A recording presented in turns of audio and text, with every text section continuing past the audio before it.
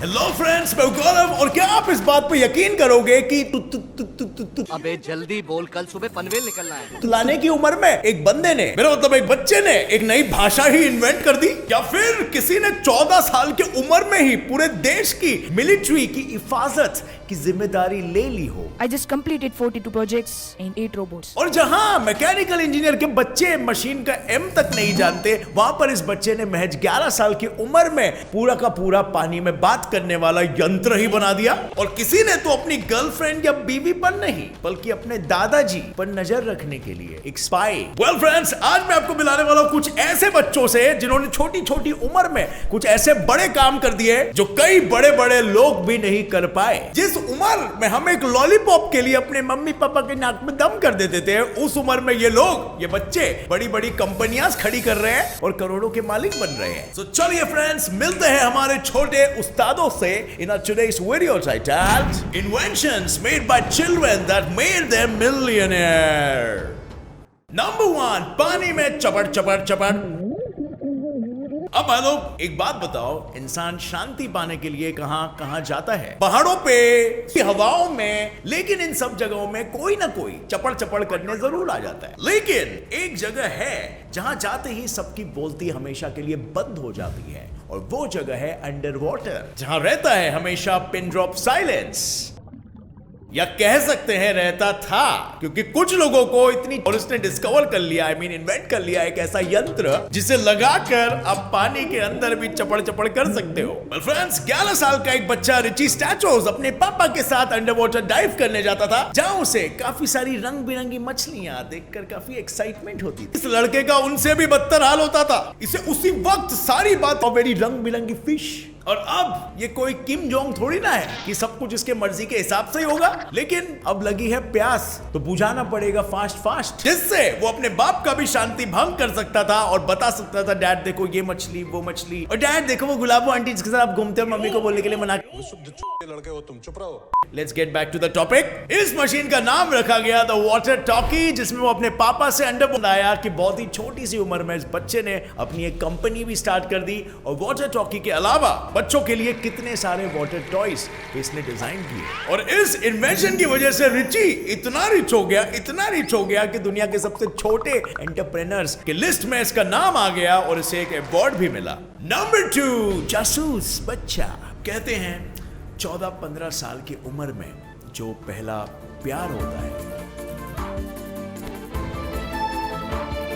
वो पूरी की पूरी जिंदगी ही बदल देता है। डिपेंड्स आप किससे प्यार करते हो। गली की किसी सोनम गुप्ता से करोगे तो वो बेवफाई निकलेगी ना। सोनम गुप्ता बेवफा है। एक भाई तो सख्त लौंडा ही बन गया और परिवार के प्यार को ही सच्चा समझने लग गया। लेकिन झटका तो उसे तब लगा कि बेचारे के दादाजी भी बेवफा निकले।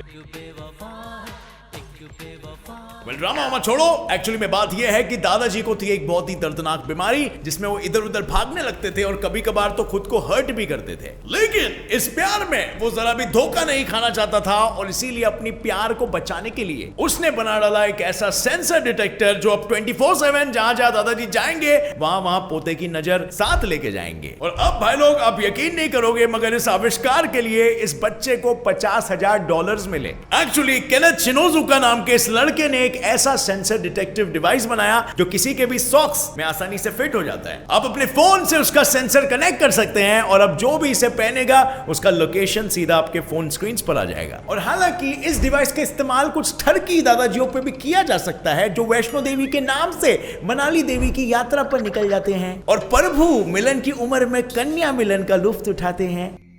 दरवाजा बंद करके समझ रहे हो?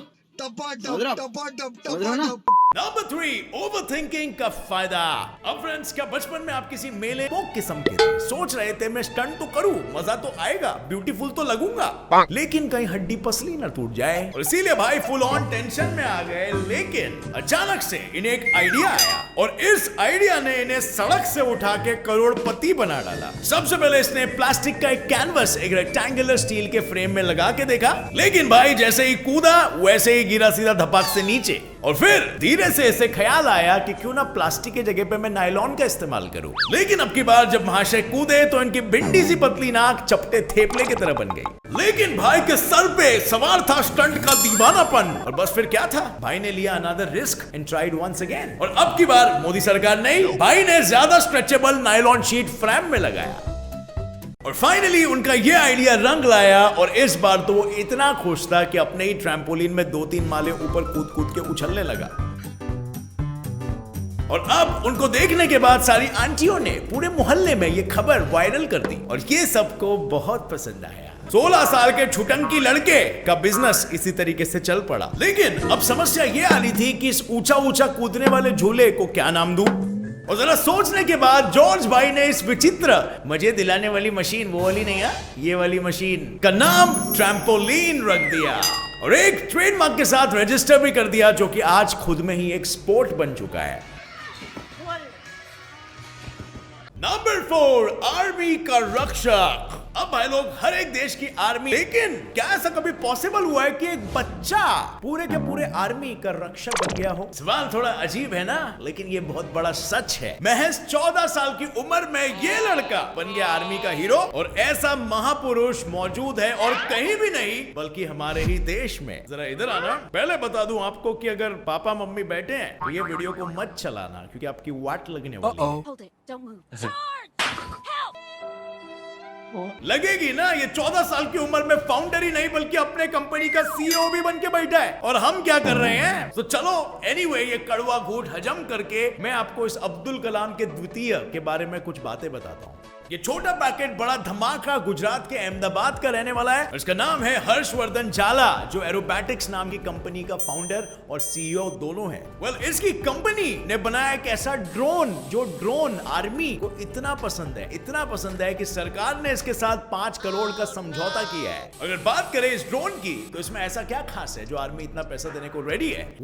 इसमें एक ऐसा सेंसर मौजूद है जो किसी भी लैंडमाइन के वेव्स को डिटेक्ट कर सकता है और आर्मी को पहले से ही वार्न कर सकता है। अब इसे कहते हैं असली देशभक्ति। वो बात अलग है, हम सब में भी कुछ समय के लिए देशभक्ति जरूर जाग उठती है, खासकर जब भी समोसे और कचौरी मिलते हैं इंडिपेंडेंस डे या रिपब्लिक डे में। ट्रूली हमें कुछ इस बच्चे से सीखना चाहिए। नंबर 5, अंधों की लाठी।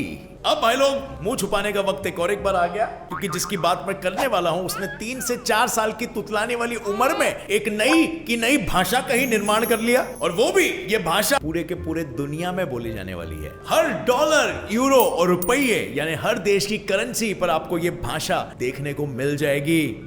मे बी आप सोचो कि ऐसी कौन सी भाषा है ये, मगर मोस्टली इसके बारे में सुना ही होगा आपने। इसे कहते हैं ब्रेल लिपि, यानी अंधों की लाठी। ये बात तो हर कोई जानता है कि इसका आविष्कार लुई ब्रेल ने किया था, लेकिन ये और सिर्फ 3 साल की उम्र में उनके साथ कुछ ऐसा दर्दनाक हादसा के सामने अगर कुछ बचा तो सिर्फ अंधेरा ही अंधेरा। लेकिन आंखें खोने के बाद उनमें हिम्मत शायद और भी ज्यादा आ गई थी, और अब उन्होंने ये ठान लिया था कि वो हर एक अंधे की लाठी बनकर ही रहेगी। लुई ने पेरिस के national institute for blind youth नाम के एक जाने माने स्कूल में अपना एडमिशन ले लिया, और वो इतना होनहार स्टूडेंट था कि कुछ ही टाइम में वो अपने टीचर्स के बीच में चर्चा का विषय बन गया। और इसी दौरान वो कई ऐसे एक्सपर्ट से भी मिले जो पहले नेत्रहीनों के लिए भाषा बना चुके थे, और तभी लुई को ऐसा लगा कि ये भाषाएं तो ठीक है, लेकिन शायद ये नेत्रहीनों के लिए बहुत ही मुश्किल होगी, मुझे ऐसा लग रहा है। और जहां इंग्लिश भाषा की वोकैबुलरी में अल्फाबेट्स में 26 लेटर्स होते हैं, वहीं पर सिर्फ 6 डॉट्स के बल पर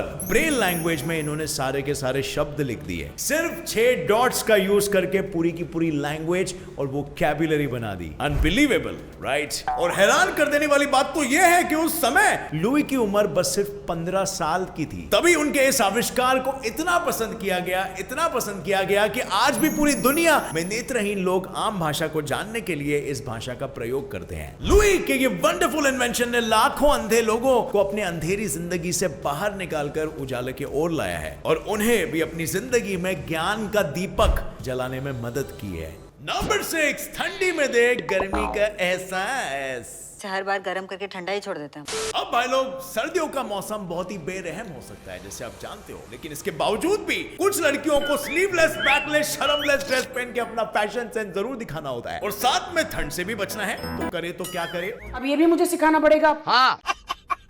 वेल, इसका इंतजाम समझो हो गया है और ये कोई बड़ी बात नहीं है। लेकिन बड़ी बात तो ये है कि लड़कियों को इस ठंड से बचाने का जिम्मा किसी मम्मी ने नहीं लिया, बल्कि सालों पहले एक छोटी सी लड़की ने लिया। इस बच्ची का नाम है ग्रेगरी, जो बचपन में बर्फ में खेलने जाती थी, लेकिन बर्फ की वजह से उसके हाथ के निचले हिस्से में बहुत दर्द होता था। और अब काफी देर सोचने के बाद उसे आया एक ऐसा आइडिया जो इस दर्द का परमानेंट इलाज था। बस सिर्फ 10 साल की उम्र में छुटंकी ने बना डाला वृष्टि, जिसे पहनकर बिना किसी प्रॉब्लम के आराम से खेल पाती। और अब उसके दूसरे फ्रेंड्स को भी ये काफी पसंद आ गया और बस फिर उसके मन में भी घुस गया बिजनेस का कीड़ा, क्यों ना कमर्शियली इस चीज को लोगों के सामने लाया जा सके। और मैडम ने अगले ही दिन कर दिया एक छोटा सा इन्वेस्टमेंट, 6 से 7 वृष्टिज लेके गई स्कूल में और फ्रेंड सर्कल में फ्री में बांट दिया। और उन लोगों को बहुत ही पसंद आया, जिसके बाद उसे ढेर सारे ऑर्डर्स आने लग गए। और आप यकीन नहीं करोगे, कुछ ही टाइम में इस लड़की ने वृष्टिज का पेटेंट लेके अपनी कंपनी शुरू कर दी, जिसके लिए उसे यंगेस्ट इन्वेंटर का अवार्ड भी मिला।